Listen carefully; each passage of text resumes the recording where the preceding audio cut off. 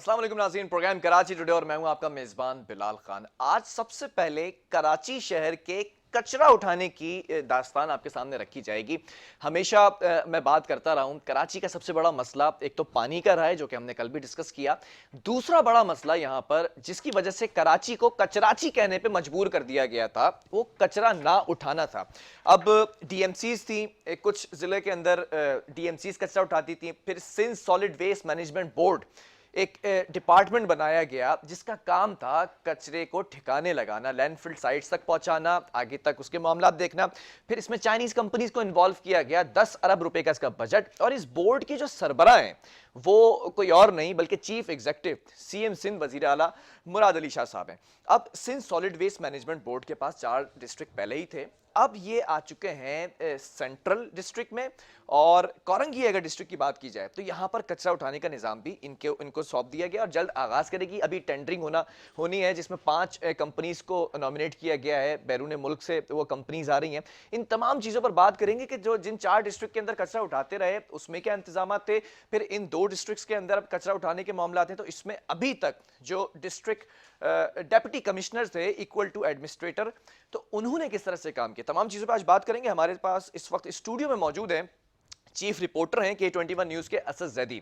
असद, बहुत शुक्रिया ज्वाइन करने के लिए। असद, मैं ये जानना चाहूँगा Sindh solid waste management board की कारकर्दगी माजी में और अभी ये जो एक नई खबर सामने आई है कि 2 डिस्ट्रिक्ट्स और इनके सुपुर्द कर दिए गए, कैसा देखते हैं कंपैरिजन? देखिए बिलाल, बिस्मिल्लाहिर्रहमानिर्रहीम, कचरा उठाने का मामला वो 4 जिलों का हो या अब नए 2 जिलों का हो या फिर जो 7वां जिला बना है उसमें भी कल को ये बात आएगी। देखिए इस वक्त हम सबसे ज्यादा परेशान कहाँ हैं?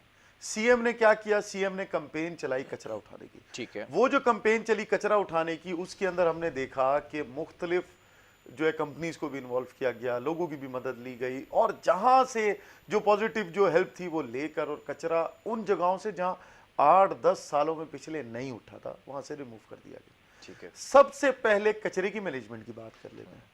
सबसे पहली बात तो ये है कि क्या आया हमने इलाकों में, हमको कराची के जिन इलाकों की भी हम जिक्र कर लें तो उसमें बहुत कम इलाके ऐसे जो पोश है। ठीक है। जो ज्यादातर इलाके हैं वो या तो कम आमदनी वाले लोगों के हैं या दरमियाने तबके के, लेकिन वहां पर कचरा उठाने का कोई प्रॉपर इंतजाम आज भी मौजूद नहीं है। जिन इलाकों की हम बात कर रहे हैं, कोरंगी की बात कर लें या बस्ती की बात करें, कोरंगी जो है वो निस्बतन वैसे ही कम रेवेन्यू वाला इलाका है जहां पर ऐसे लोग रहते हैं जो ज़्यादातर क्योंकि एशिया की सबसे बड़ी जो इंडस्ट्री है वो भी कोरंगी के अंदर है, कोरंगी इंडस्ट्रियल एरिया में। तो वहाँ पर जो लोग रहते हैं वो ज़्यादातर मजदूर तबका है जो बहुत सारे इलाकों से आके रह रहा है। तो वहाँ पर तो वैसे ही गंदगी का और कचरे का जो एक बड़ा मसला था। अच्छा देखिए, जो आपने बात की कि डिप्टी कमिश्नर या एडमिनिस्ट्रेटर, तो इससे पहले ये जिम्मेदारी थी जो डीएमसी के चेयरमैन थे बस्ती में उनके पास, और कोरंगी के अंदर उनके पास जो यहाँ के चेयरमैन थे नैयर रजा साहब या वहाँ पे रियान हाशमी साहब, वो अपने तरीके से काम करते थे और अपने उसमें बहुत सारी चीज़ें फिर हमने बाद में देखी कि जब एडमिनिस्ट्रेटर्स आकर बैठे यानी कि डिप्टी कमिश्नर्स को वो चार्ज मिला तो हमने ये देखा कि अगर कचरा उठाने वाली गाड़ियों की कोई तादाद अगर कोरंगी की बात कर लेते तो अगर 19 थी तो बहुत सारी जगहों से जो गाड़ियाँ थी जो ख़राब हुई थी वो वापस बुलाई गई। 42 के करीब गाड़ियाँ व्हीकल्स वो थी जो ऑपरेशनल हो गई थी उस डीएमसी की वर्कशॉप से जो कि हमारे पास कोरंगी में अवेलेबल थी। ठीक है। फिर हमने ये देखा कि डीजल के जो बिल थे वो आते थे 1.5 से पौने 2 करोड़ रुपए के, जो ये ऑयल की मद में जो पेमेंट्स की जाती थी। और फिर हमने ये देखा कि जब एडमिनिस्ट्रेटर्स ने उनका चार्ज लिया और एडमिनिस्ट्रेटर्स ने जो पॉजिटिव काम किया, जिसपे हम पहले भी बहुत सारे प्रोग्राम्स कर चुके हैं, कि उसमें उन्होंने ट्रैकर्स लगाए, ट्रैकर्स के बाद फ्यूल मॉनिटरिंग की। जब ये चीजें की तो उसके बाद हम देखते हैं कि जो 1.5 पौने 2 करोड़ रुपए का बिल है वो आ जाता है 70 लाख रुपए पे। अच्छा। 75 लाख रुपए पे, जबकि 19 गाड़ियां चलती थी 42 हो गई। 42 के बाद 19 गाड़ियों का बिल आ रहा था 1.5 पौने 2 करोड़ रुपए, ये जो रिकॉर्ड पे चीज है, और फिर वो हो जाता है 70 से 80 लाख रुपए। अब लोगों की जो शिकायत है कि कचरा नहीं उठता, देखिए डेली बेसिस पे वेस्टेज बन रही है। डेली बेसिस पे हम चीजें इस्तेमाल कर रहे हैं। देखिए पहले एक वो चली थी कि जी हम जो है वो यूज नहीं करेंगे, शॉपर नहीं यूज करेंगे। आपने पॉलीथीन का जो बैग है उसके ऊपर पाबंदी लगी थी, अब वो पाबंदी का है। हम चाइनीज कंपनी को कहते हैं कि कचरा उठा लो, हम इंटरनेशनल 5 कंपनीज को ये टेंडर की जिसकी आप बात कर रहे हैं, इंटरनेशनली 5 कंपनीज जो हैं वो इस टेंडर में आज हिस्सा लिया उन्होंने। ठीक है। अच्छा, ये जो टेंडरिंग की गई है, इसकी इवैल्यूएशन भी तकरीबन 1 माह में कॉन्ट्रैक्टर का इंतखाब किया जाएगा। ये पहले मुझे याद है चाइनीज़ कंपनीज़ के साथ इनका मुआहदा था, और चाइनीज़ कंपनीज़ ने, मैं ये समझता हूँ क्योंकि मेरा अपना भी कुछ पर्सनल तज़िया है, तो उसमें जितने पैसों में एक आम आप कंपनी को यहाँ पर रखते हैं, मुकामी कंपनी को, उससे 4 गुना ज़्यादा पैसा लेकर उन्होंने काम किया, और वो काम डिलीवर हुआ या नहीं हुआ, ये आप ही मुझे बताएंगे कि आपके इलाकों से जहाँ पर Sindh solid waste management board काम कर रहा था, वहाँ पे कचरा उठा या नहीं उठा। अब ये 5 बैरून मुल्क से कंपनीज़ को टेंडरिंग के लिए रखा गया है, फिर दोबारा वही गलती करने जा रहे हैं या कुछ बेहतरी लाएंगे? देखिए जब कोई प्लानिंग की जाती है ना, सबसे पहले उस प्लानिंग के अंदर कोई भी चीज होती है उसकी बुनियाद चेक की जाती है, कि जिसको कहते हैं यार बेस मजबूत होगी तो काम मजबूत होगा। जो पहले 4 डिस्ट्रिक्ट के अंदर जो बेस बनाई गई है पहले उसको चेक कर लिया गया। जब वहां पे डिलीवर नहीं कर रहे तो यहां पर आकर कौन सा नया काम करेंगे? अब या तो फिर हम अपनी गलतियां मानना शुरू कर देते हैं जो हम हमेशा से कहते चले आए। अब यहां पर अगर कोई गाड़ियां, यही गाड़ियां जाएंगी, आपको पता बिलाल इसके अंदर व्हीकल्स कौन सी यूज होंगी? वो कुछ व्हीकल्स अपनी लेकर आएंगे नहीं, तो जितनी ये व्हीकल्स है जो ऑलरेडी इस काम को सरंजाम दे रही है, ये व्हीकल्स उनके डिस्पोजल पे चली जाएगी। इसका मतलब ये होगा कि जो हमने लोग रखे हुए वो ना अहल थे, वो जो काम करेंगे वो अहल लोगों को रख के करेंगे। तो हम अपने सिस्टम को ठीक करने के बजाय हर चीज में हमने देखा निजकारी की जा रही, निजी शोबों की, निजी शोबे। तो गवर्नमेंट के इदारे क्या कर रहे हैं? अच्छा, अभी कोरंगी के अंदर मैं अगर कचरे की बात करूं तो डेप्यूटी कमिश्नर के पास ये निज़ाम है, जो एडमिनिस्ट्रेटर भी हैं, तो वो उनको ऑब्वियसली इसका बजट तो मिलता होगा, तो काम किस तरीके से हो रहा है, बेहतर है कुछ? और कौन कौन से ऐसे इलाके हैं जो गढ़ बने हुए हैं इस वक्त? देखिए बिलाल, देखें जो मरकजी जो शाहराएं हैं ना, वहां से तो कचरा उठ रहा है, प्रॉपर उठ रहा है। अब इलाकों की बात करें, इलाकों में कोई इंतजाम नहीं है। मैंने पहले आपसे एक बात कही, मेरा एक मोहल्ला है, मुझे यही नहीं पता मैंने कचरा डालना कहाँ है। ये भी एक बड़ा इशू है। मुझे जो खाली प्लॉट मिलता है मैं उसके अंदर कचरा डालता चला जाता हूं। कुंडी बना दी जाती है। मैं जो मुझे जहां मैं देखता हूं कि खाली प्लॉट है उसके अंदर कचरा मैंने डालना शुरू किया, मेरे साथ के और लोग आते हैं, मेरे हमसाये आते हैं, सामने वाले इधर उधर के लोग आते हैं, और वो कचरा, और फिर एक अरसे में पता चलता है कि वो प्लॉट भर गया कचरे से। फिर हम तलाश करते हैं एक और खाली प्लॉट। तो मैकेनिज्म कौन देगा? अगर कोई चाइनीज कंपनी ले आए, आप कोई भी कंपनी लेकर आ जाए, आपको इंटरनेशनल कंपनी ले आए, नेशनल कंपनी ले आए, वो भी तो कोई मैकेनिज्म बनाएगी ना। अब आपने बात की, देखिए जो जिन इलाकों में लैंडफुल साइट के ऊपर जब कचरा जाता है तो पहले जमा कहाँ होता है? उसकी जगहें मुख्तस हैं। जब उन जगहों पर कचरा जमा होता है तो आप जाकर उन जगहों की हालत देख लें।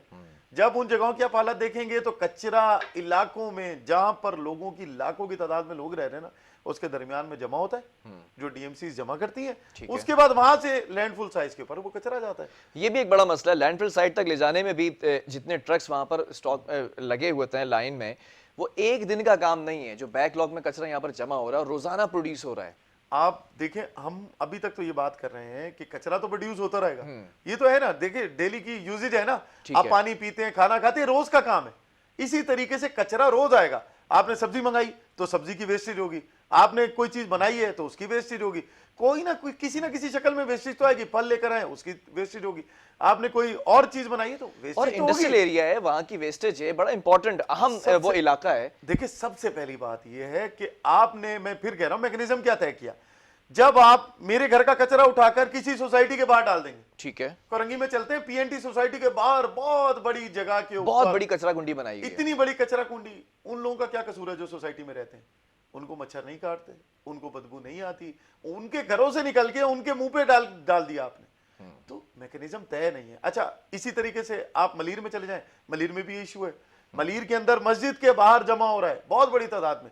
जब उनसे पूछा जाए कि जी ये काम इस तरह क्यों करे, तो वो कहते हैं जी जो जगह में अवेलेबल थी हमने डाल दिया। यानी कि अब तक तो हमें जगहों का ही नहीं पता चल सका कि हमने कहां पे कचरा जमा करना है। हम लोगों को सहूलत देने के बजाय क्या उनको अजियत दे रहे हैं। अब हमने बात कर ली कि नहीं जी अब ये सिंध सॉलिड वेस्ट आएगा, ये कोई चमत्कार नहीं। इसकी कारकर्दगी के बारे में सवाल करना चाहूंगा ना। अब ये 5 नई कंपनीज लेकर आ रहे हैं, इन कंपनीज का बैकग्राउंड क्या है? 4 डिस्ट्रिक्ट की अगर बात की जाए तो Sindh solid waste management board की कारकर्दगी क्या है? देखिए बहुत सारे इलाके ऐसे हैं, मैं फिर आपसे अर्ज कर रहा हूं, बहुत सारे इलाके ऐसे हैं जिसको तो हम, अच्छा डीएमसी भी ओन नहीं करती। अच्छा, हैरत की बात, या मेरान टाउन में चले जाए उनसे बात करें, आपको वो कहेंगे जी डीएमसी ऑन नहीं करती। नहीं, डीएमसी ऑन नहीं करी क्या? कराची से बाहर है ये इलाका? नहीं, अब ये कौन ऑन कराएगा ये बताएं। अगर किसी को हमने कह दिया रूरल एरिया है यहाँ पर जो है ना, या अर्बन एरिया है, जब हम एरिया डिवाइड कर रहे हैं तो उसका मैकेनिज्म भी तो तय करेंगे ना। नहीं तो किसी देखिए ना किसी का तो अथॉरिटी होगी देखिए ना। चेयरमैन भी तो हर इलाके से मुंतखब होता है ना, बिल्कुल ऐसा ही है। एमपीएमएनए भी हर इलाके से होता है। तो जब बुनियादी सहूलतें देने की बात आती है तो फिर हम ये क्यों कह देते हैं ये शहरी इलाका है, ये दही इलाका है। अच्छा। यानी कि जो दही इलाके में रहने वाले लोग हैं उनको हक नहीं है, शहरी इलाकों में रहने वाले लोग जो हैं वो एलीट क्लास है, उनको हक है। तो जब चीजें डिस्टिंग्विश नहीं होंगी, लोगों के दरमियान फर्क की यूं किया जाएगा शहरी और दही इलाका कहकर, तो यार उनका भी तो हक है ना बुनियादी नहीं तो शायद इसी वजह से ये कैंपेन आ रही है। अब जुबैर चन्ना साहब की अगर बात कर ली जाए, जो मैनेजिंग डायरेक्टर भी हैं Sindh solid waste management board के, अब वो भी ये पुरज़म है कि कराची भर से अब पूरी कैंपेन चला जाएगी, कचरा उठाया जाएगा। देर आए दुरुस्त आए। 2013 में सबसे पहले डिप्टी कमिश्नर कोरंगी जुबैर चन्ना साहब है और उनके ऊपर वहां अटैक भी हुआ था, उनके एक गार्ड शहीद हुए थे। बात यह है कि चन्ना साहब तो बहुत अच्छे तरीके से जानते हैं कि कोरंगी में क्या होता है। ठीक है, देखिए फिर वही बात की जा रही है, मैं एक डंपर लेकर एक गली में नहीं घुस सकता, उसका मैकेनिज्म क्या है? मैं एक ट्रॉली लेकर एक गली में नहीं घुस सकता, उसका मैकेनिज्म क्या है? नहीं तो जिस कंपनी को हायर किया ये तो तमाम जिम्मेदारी उसकी होगी, वो अपनी मशीनरी लेकर आएगी, वो अपना काम करेगी। यही काम तो पहले उस वक्त भी तो हो सकते थे जब 10-10 सालों का कचरा उठा, वो भी तो मेन मरकजी चाराओं से उठा था। उस टाइम ये मैकेनिज्म क्यों ना तय हुआ? चन्ना साहब की पॉलिसी क्या है? लगता है कि अब ये काम करेंगे? देखिए हम तो अच्छे की उम्मीद अब तो रखते पूरे हैं। कराची की बात कर रहे हैं ना। हम तो ये कह रहे हैं पूरे कराची की बात कर लें। कराची को कचराची क्यों बनाया गया? एग्जैक्टली। कचराची, आज कोई बात करते हैं वो कहते हैं जी कचरा कचराची, आपने कराची को कचराची बना दिया। कराची की बात हो रही है, 4 डिस्ट्रिक्ट में पहले वो कचरा नहीं उठ रहा, 2 डिस्ट्रिक्ट में आज फिर टेंडर खोल दिए, फिर वैल्यूएशन होगी। तो जो इतने अरसे से काम कर रहे हैं वो क्या कर रहे थे? अच्छा, कोरंगी के हवाले से और वस्ती के हवाले से सेंट्रल की अगर मैं बात कर लूं, कितना पुरुमीद है कि लगता है कि अब ये Sindh solid waste management board काम करेगी? देखिए हमेशा अच्छे की उम्मीद तो रखनी चाहिए, हम तो सबसे अच्छे की उम्मीद रखते हैं, क्योंकि उम्मीद हमेशा अच्छी रखनी चाहिए। फिर वो जो भी काम करेंगे वो तो आप और मैं यही दिखाते रहेंगे, इसी चैनल पे, इसी टीवी पे हम दिखाएंगे कि कहां से कचरा उठ रहा और कहां से नहीं उठ रहा। हमारा तो काम नहीं, है। जो काम नहीं करेगा वो हम दिखाएंगे। एक वक्फे की तरफ जाऊंगा, असद जदी मेरे साथ रहेंगे और फिर कुछ हुकूमती अहदेदारान, कुछ एडमिनिस्ट्रेटर्स भी हैं, उनको भी ऑन बोर्ड लेंगे कि किस तरह से अभी काम हो रहा है, कचरा उठाया जा रहा है और Sindh solid waste management board के आने के बाद क्या तब्दीली आएगी।